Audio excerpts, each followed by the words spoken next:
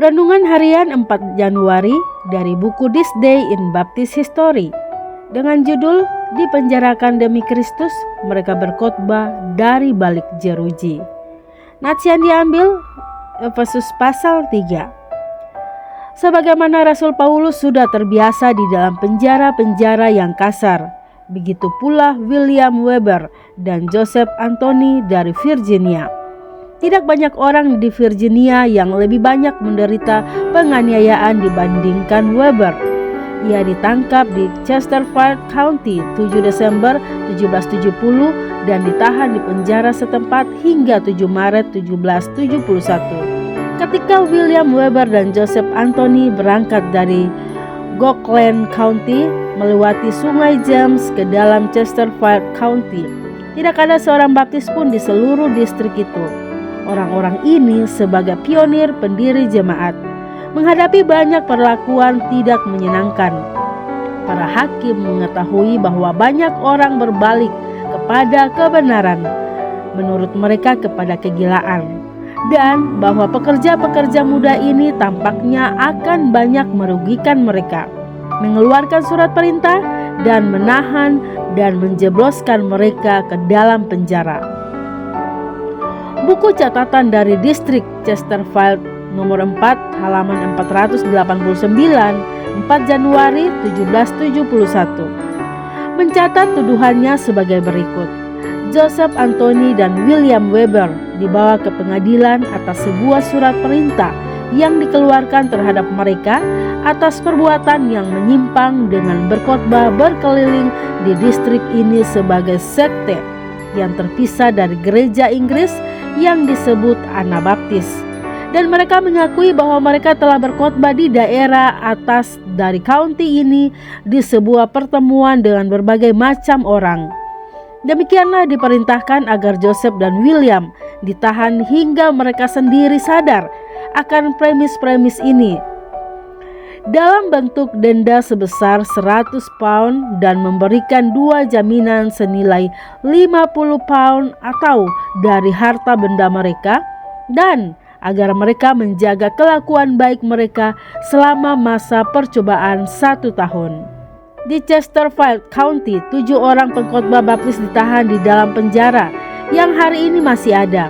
Beberapa di antaranya dengan brutal dicambuk dan beberapa didenda.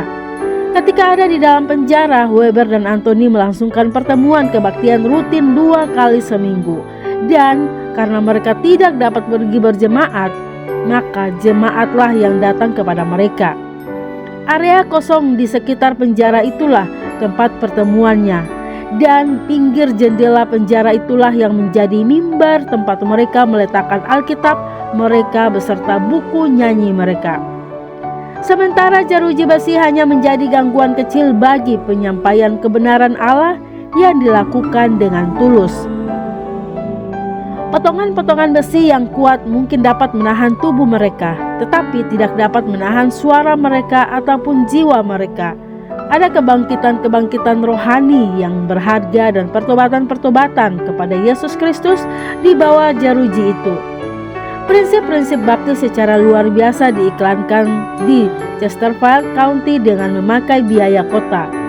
Dan semenjak itu, prinsip-prinsip ini telah membentuk perasaan-perasaan dan menguasai hati nurani dan menghiburkan hati banyak orang. Renungan tambahan Dr. Swento Liau. Poin pertama, saat saya sebagai mahasiswa di Amerika Serikat, kami rombongan mahasiswa bertamasya ke penjara yang telah jadi monumen itu. Kami melihat jendela yang dipakai oleh Weber berkhotbah untuk jemaat yang berkumpul di bawah jendela. Ada pengkhotbah yang bersemangat untuk Tuhan, dan juga ada jemaat bersemangat yang mau datang mendengarnya di bawah jendela. Pada masa itu, menyenangkan hati Tuhan dan pasti menggentarkan hati musuh kebenaran dan mengguncangkan surga dan neraka. Poin kedua, ini sejarah yang tak bisa dihapus, tak bisa ditipeks. Orang Kristen sesat dipakai iblis menganiaya Kristen Alkitabiah, dan iblis terus-menerus ingin mengulang. Ia mencari terus Kristen sesat yang bisa dipakainya untuk menganiaya Kristen Alkitabiah. Ingat, Kristen Alkitabiah tak pernah menganiaya orang. Kalau dia sampai menganiaya orang, maka pasti itu menjadi tanda dia Kristen sesat. Di zaman medsos ini sedikit berbeda tetapi tetap bisa diamati. Kelompok sesat akan selalu memakai kata-kata kasar dan ketika mereka kalah argumentasi, mereka mulai memakai kekuasaan pemerintah dengan mulai memasalahkan izin gereja, akreditasi STT, dan lain-lain. Intinya, mereka mencoba mengintimidasi dengan kekuasaan pemerintah. Poin ketiga, kebenaran seharusnya dicapai melalui akal budi dan argumentasi. Dan setiap orang yang mau selamat harus memakai akal budi yang Tuhan berikan. Mustahil boleh menyembah sapi, tikus, dan berbagai binatang. Mustahil dibenarkan membuat patung Tuhan dan menggambar wajah Tuhan. Mustahil di sorga bisa ada pesta seks. Dan mustahil Tuhan memilih sebagian orang secara tanpa kondisi untuk masuk sorga dan sengaja mengutuk sebagian besar orang masuk neraka. Kekristenan yang benar adalah yang menekankan pemakaian akal budi, bukan yang menekankan ritual dan tradisi. Camkanlah dengan akal budi yang diberikan Tuhan. Demikian renungan hari ini 4 Januari bersama saya Lina Dadi. Tuhan Yesus menyertai dan Maranatha.